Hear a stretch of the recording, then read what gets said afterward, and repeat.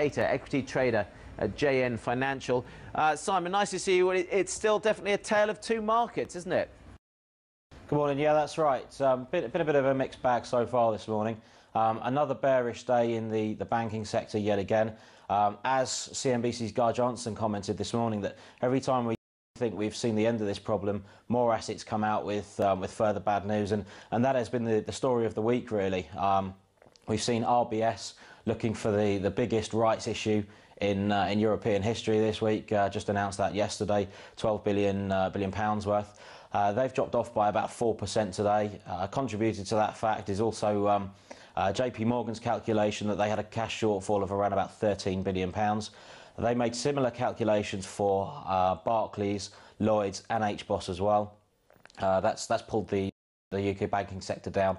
Barclays down 2% on the day today, as well as HBOS being down about 5%. There is a little bit of strength in the banking sector, with Standard Chartered up by about 1% today and HSBC managing to hold around about flat.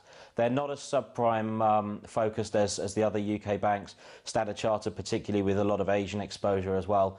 So they are really the strongest of the UK banks, but it's a very, very rocky road for the banking sector at the moment.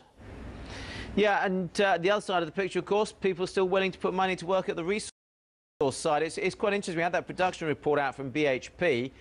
Look, copper production and other things were down, but people are focused on the iron ore, are they?